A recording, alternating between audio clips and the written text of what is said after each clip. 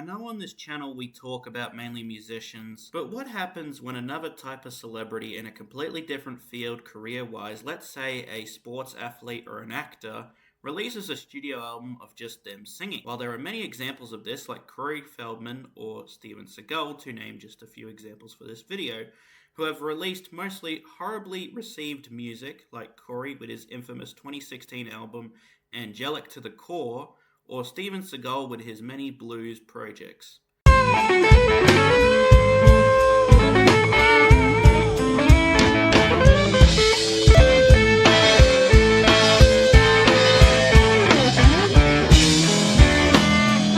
One name that doesn't get talked about to this effort is Hollywood actor Joe Pesci, who in 1968 released an album of mostly singing song covers, but long before playing gangsters and evil bad guys, he started out as a musician in many different doo-wop and R&B bands like Joey D and the Starlighters, who famously in the 1960s introduced the Peppermint Twist into the Peppermint Lounge in New York City.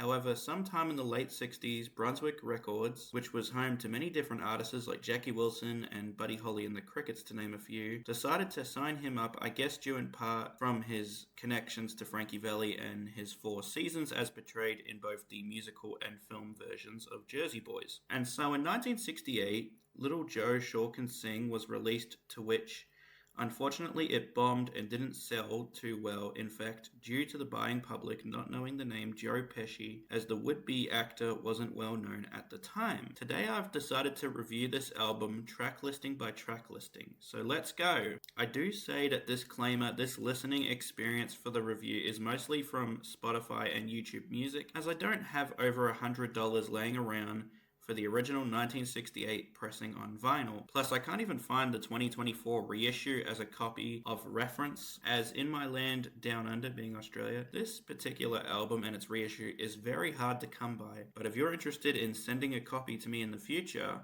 I may make a PO box for reviewing purposes one day if this channel picks up. Who knows?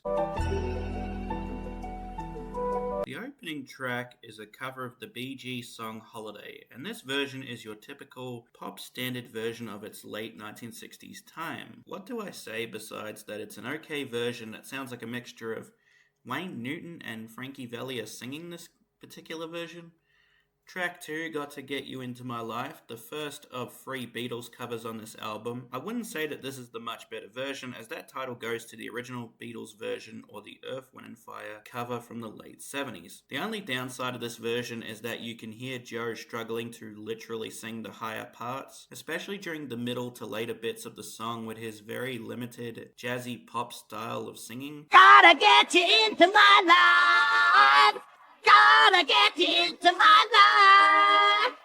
Gotta get you into my life. Gotta get you into my life. Like, it surprises me as to why the record company he was signed to was insistent on him to sing this particular song when in 1968 there was plenty of Beatles songs that could fit and accommodate his style of singing. Like, I don't know, maybe Tomorrow Never Knows, also from the same album as Got to Get You Into My Life. Track 3 is your run-of-the-mill 60s pop arrangement, done much in the style of songs from this time frame. Other than that, there is nothing else I can add. Track 4, To Love Somebody.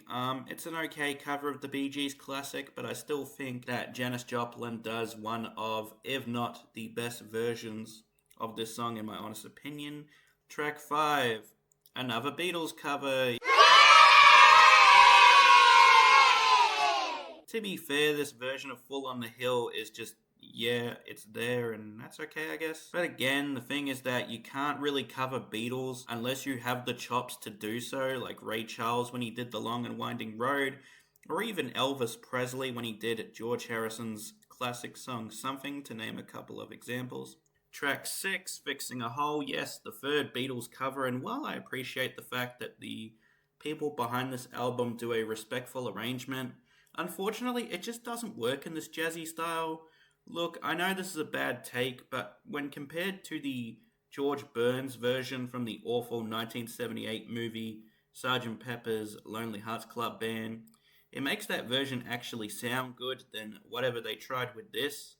Like, who the told Joe Pesci hey man, we need a third Beatles song to fill up this album, so do something like, I don't know, fixing a hole, but in a jazzy style. Track 7, Let's Stop Fooling Ourselves. This is a good song in that it actually works really well with Joe's style of singing here, and it's a solid performance from the burglar named Merv. Track 8, No More in Life. Again, another solid performance, but can I say that while listening to this album was that I kept thinking of Frankie Valli for some reason.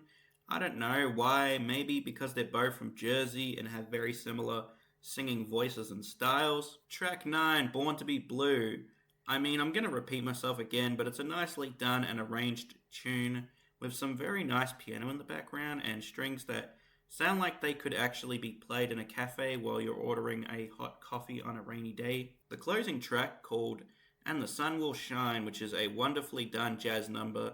But what kills me with this song is that you hear this whininess in like Joe's vocal delivery, as that they sound very tired, and he just sounds very over these sessions, to be honest. Overall, this is not a bad album, but you can see as to why Joe Pesci would instead focus his talent in another field, being acting, as he is considered one of the greatest actors to ever hit the silver screen, with such films like Goodfellas, Casino, The Irishman, Raging Bull, Home Alone, to name a few. Well, he has an okay, jazzy, sounding pop vocal voice. Unfortunately, there is parts in this album where, like I said, you can hear him struggling to hit the high notes on songs like Gotta Get You Into My Life or To Love Somebody. But is he an awful singer though? Well, no. He's actually a decent singer who clearly loves music and is passionate about it, especially if you've listened to his 1998 album and his 2019 album, Pesci Still Singing, which are actually not bad listens at all, maybe minus the 1998 album, but but I may cover it in a future video, who knows. Anyways, I know this video was really short and I apologize for that, but this is pretty much it for the video. I have been trying to get back into making videos again, I just haven't had the time due to, life being full on at the minute with my job and various other things. But anyways, thanks for watching, goodbye, and I'll be back again with new videos, hopefully soon.